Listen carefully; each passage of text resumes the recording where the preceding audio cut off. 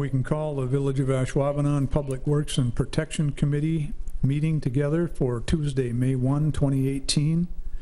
Roll call, please. Mike Malczewski. Here. Allison Williams. Here. Joan Euclid. Here. And Josh Cohenhorst. Here. And Bukowski's excused. Okay. It's customary to recite the pledge. Allegiance to the flag of the United States of America and to the republic for which it stands, one nation, under God, indivisible, with liberty and justice for all.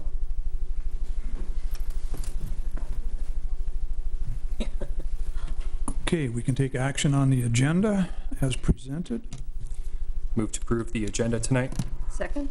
We have a motion and a second to approve the presented agenda. All in favor? Aye. Aye, motion carries.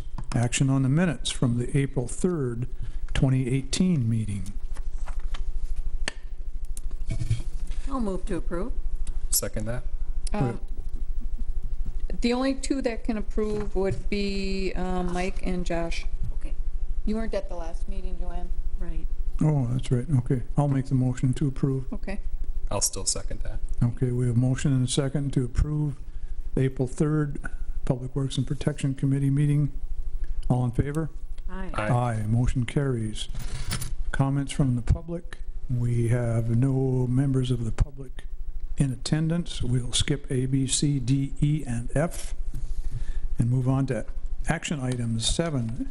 Number 7A, action on ordinance number 05-1-18, an ordinance amending section 7-360B and C, Chapter 7, Traffic and Vehicles, Article 3, speed zones of the Ashwaubenon Municipal Code relating to the speed limit on Sand Acres Drive, Village of Ashwaubenon, Brown County.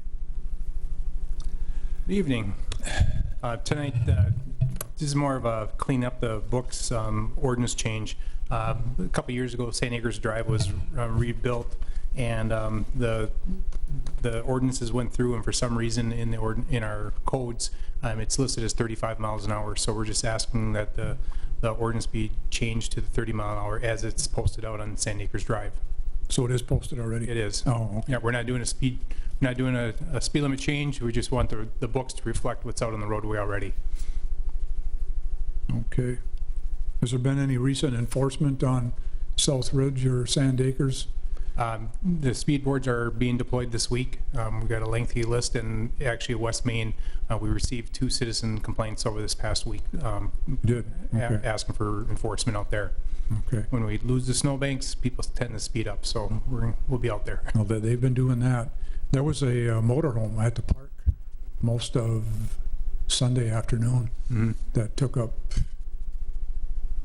maybe 8 or 9 spaces. It was that big. I don't know if you saw it when you went by. You did? Okay. Yep. Yeah. We'll entertain a motion. I'll move to approve. Second. We have a motion and a second to approve ordinance number 05-1-18.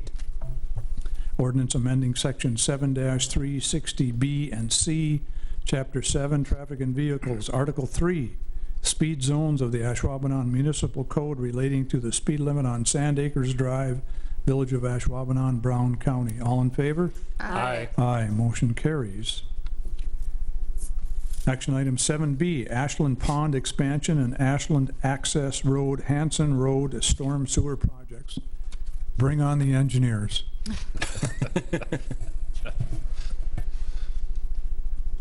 Well, lucky for you tonight, Steve had to take care of some matters at home, so I'm before you tonight just to give you an informational update. If you remember from last Public Works and Protection meeting, we had a couple projects we did the same thing with. We have the bid coming up for the Ashland Pond Expansion and the Ashland Access Road, Hanson Road Storm Sewer Project. Those bids will be opening next week. We'll be bringing them to the Village Board at the end of the month. So we wanted to fill in the Public Works and Protection Committee on what these 2 projects are and what they're being designed and used for. Both are being funded out of the stormwater utility. The first one is the Ashland Pond Expansion. If you remember, I think it's 3 years ago now, we bought the Skylet Motel, the former Skylet Motel, put a pond there to provide stormwater treatment for the neighborhood in that area. and area west of there, actually encompassing Village Hall and some of the development just west of Village Hall. There was always a second phase to that project where the pond could be expanded to incorporate a lot of the area that is along Mike McCarthy Way and Morris Avenue as that redeveloped. And as luck had it, redevelopment is happening there quicker than anticipated, so we're proposing and moving forward with the design and bidding and construction of the pond expansion in that area to be able to take all of that stormwater and treat that stormwater instead of each of those developments building their own stormwater pond. In turn, what happens then is there is a calculation that's put out based on acreage in which they can, instead of building the pond, they can pay the village for their portion of acreage that is going towards that pond. So it not only works out for the developers in that they don't have to take up land putting in a stormwater feature, and it helps the village in that some of that cost of building the pond is offset by the developers. Second project is the Ashland Access Road and Hanson Road Storm Sewer Project.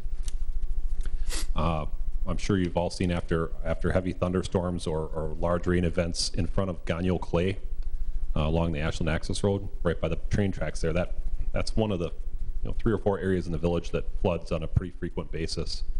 And the storm, excuse me, the storm sewer currently goes south there and discharges into Ashwaubenon Creek. What we're doing is we're keeping that storm sewer in place, and we're installing a relief storm sewer, if you will, that will tie in to the initial one, bring it back along the Wesco property and discharge it into the Hanson Road storm sewer, which goes to the Holmgren Pond, which is over by Vanderparen Way. So what it does is it provides relief from that storm sewer so that before it backs up, there's a separate route for it to go, and it can go to a different system and reduce the frequency in which that area floods. Both of those projects, like I said, they'll be opening bids next, the 8th. So whichever day of the week that is, I think that's next Tuesday. I will be opening bids on those, and we'll be bringing them forward to Village Board for review and action. Okay. With that, I'll take any questions.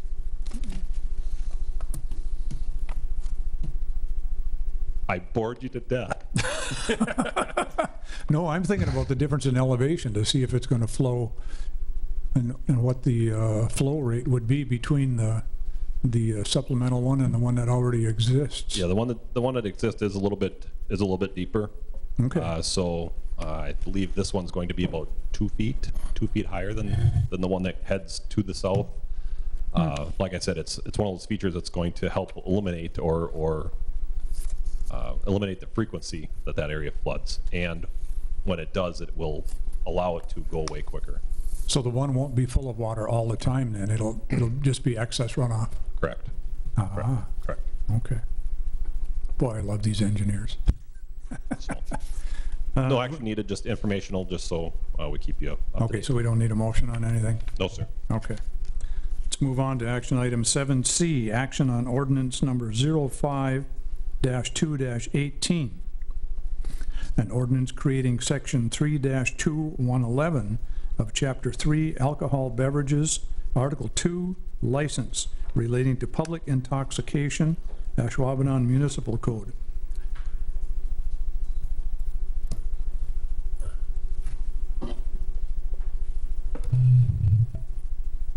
What you have before you tonight is a draft ordinance that we're looking into for public intoxication. Talking to some members of the public, they thought that this is an ordinance that we already had in place, which we don't. And we're looking at this as a tool. Over the years, when we work special events, and it's just not Packer game days, concerts and whatnot, and entertainment district, public safety's tasked with people that overindulge, and then we get caught in a loophole is because we're considered a community caretaker. And when someone reaches to intoxication level of passing out or unable to take care of themselves, then we end up taking them to the hospital and they get medically treated that way. But many times we deal with people that have had too much to drink, and we become the good time police, where we have to end their evening but next morning, there's no repercussion. And we feel that people, when we see repeat offenders, is that we need to adopt an ordinance so the next morning when you wake up and you have your citation, it was an expensive night on the town. So this here covers a lot of gaps on special events or even on a Friday or Saturday night. We have people that get intoxicated. They get kicked out of a bar or multiple bars down in the entertainment district. Didn't cause a fight, but they just won't leave or anything like that. If they cause a fight and the disturbance to a degree where someone gets hurt or something like that, then we have disorderly conduct that covers that. We have people get to a point where they pass out, find them sleeping on the sidewalk or snowbanks or so forth. Public urination, just combative.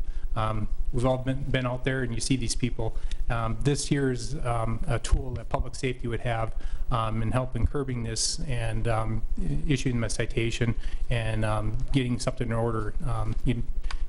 Personal and professional experience in dealing with intoxicated people that tend not to want to listen, and usually when you get the citation, book out or going to jail, which is our last resort, we'll get their attention. And like I said, the description we put in there for all the many circumstances it could be used in, it's a catch-all for the behaviors that we're dealing with.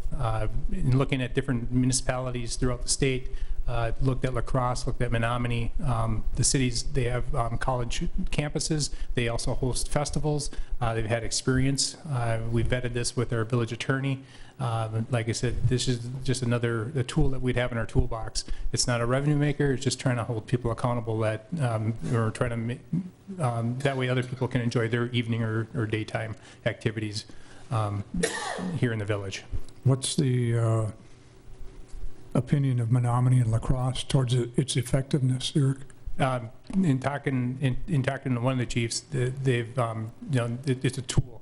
And like I said, and especially with a citation, you can issue on the scene, and more times than not, that takes care of the problem. Their buddies take them away and so forth. When they get to a point of jail, well, then it takes our resources away, where we have to transport them up Brown County, and more times than not, it ends up costing the village some money. Sure. By putting them in jail. So there's usually a compliance when there's a piece of paper handed to them. So. Okay. How did you determine the fine, the $200 or the $400 fine? That was kind of modeled from other municipalities. Yeah. Do you think the bar owners are going to have any problem with this? No, I mean this here is. I mean we're helping them out, especially the bounce staff or the security at these places. They're the ones who are asking them to leave, and they're the ones coming back. You know, that's one that we, like I said, we're not curbing anybody's night on the town. Like I said, more times than not, we're trying to eliminate the person who's ruining other people's time. I think this is really well done. Me too. Absolutely. We'll entertain a motion. I'd like to make a motion to approve the ordinance number 5-2-18, an ordinance creating section 3-2111 of chapter 3, alcohol beverages, article 2, license relating to public intoxication. And I'll second. We have a motion and a second to approve the action on ordinance 05-2-18. All in favor? Aye. Aye. Opposed? Motion carries. Thank you. There you go, Chief. When will this go into effect? Oh, this has to go to the village board for final consideration. Okay. Thank you. Action item 7D, action on 2018-2019 retail alcohol license renewals. Mr. Clerk. Well, It's been a while. good evening, Mr. Chairman and committee members. In the spirit of the previous agenda item, it is that time of year seeking approval of those entities before you for the renewal applications. And we received just about everyone. We're awaiting on 6 businesses, so it's a good turnout. Those 6 will be before this committee next month, and in the village board, ultimately for the new licensing period, which begins July 1st. So I would just ask for approval contingent upon each entity meeting the expectations of taking care of any outstanding fees or indebtedness to the village. And the chief doesn't have any problem with any of these? Okay. I do have a general question that might be related to this. You know, the Press Gazette put out an article of where was your last drink when they're completing, you know, a DUI, whatever, booking. Is that something we have a problem with here in the village in terms of, should we be thinking about that type of thing when we're looking at renewing licenses? Or is that purely something that you take into account for individual cases? Funny you mention that, because this coming month, May now, we have an alcohol compliance meeting, which we invited all the alcohol license holders for, they can attend 1 or 2 sessions, and we discuss those things. The one thing the Brown County Sheriff's Department does is that when someone is in, or there's a alcohol-related fatality, they go back 24 hours in time to document where these persons were at. And yes, we do have establishment, but that, in looking at that, we also look at, were they there all night, or was it one of many places that this person was at? So the thoroughness of doing that, along with other sting operations that may take place in the county, we do take that evaluated, and not just on a yearly basis. We look at an individual basis when we do have an occurrence, even an underage person entering the bar and they're arrested or something like that. So from my understanding, then, you have the right to take a permit away at any time, or is it only at this time where we're renewing things? We'd have to bring it before the village board. There's kind of Like a jury situation? It's kind of like a jury situation? Yeah. Okay. I mean, what we do is, you know, we try to seek compliance first, and we'll have meetings with the business owners and so forth, see what the situation was. If we see there's a gross negligence, then what we do is, myself and the clerk, we would draft up paperwork to bring before the committee here, and ultimately whether it's suspension or the denial of the license. But there, in our municipal code, it gives the steps that we need to go through. One of the things we're going to be discussing at the compliance meeting is, currently in the codes we have a point system, and we're looking at going away from the point system and going with a system that the city of Green Bay has, which our village attorney is very, very familiar with, as far as gaining compliance. And if we don't get compliance, here's the steps we take. Okay. But for the 10 years that I've been here, we've had 2 businesses that we had issues with, and they're no longer in business, and it didn't have to do with the villages, just that their business plan didn't make it marketable for them anymore. Okay. Thanks for shedding some light on that. We need a motion to approve these. So moved. Second. We have a motion and a second to approve the 2018-2019 retail alcohol license renewals as presented in the packet tonight. All in favor? Aye. Aye. Opposed? Motion carries. Action item 7E, action on resolution number R5-1-18, Ashwaubenon Blast Celebration. As is standard every May, I'm before you. The 4th annual blast celebration will be this August 11th. And per statute 12506 sub 6, resolution is required to allow the selling of alcoholic beverages on behalf of a municipality in a public park setting. A municipality cannot own, if you will, a license, thus the resolution for the one-day event. Okay. Move to approve. Second. We have a motion and a second to approve resolution R5-1-18 for the Ashwaubenon Blast Celebration. All in favor? Aye. Aye. Opposed? Motion carries. Thank you very much. Have a good evening. Next item is the annual distribution of public officials and employees code of ethics. I believe that's in the packet.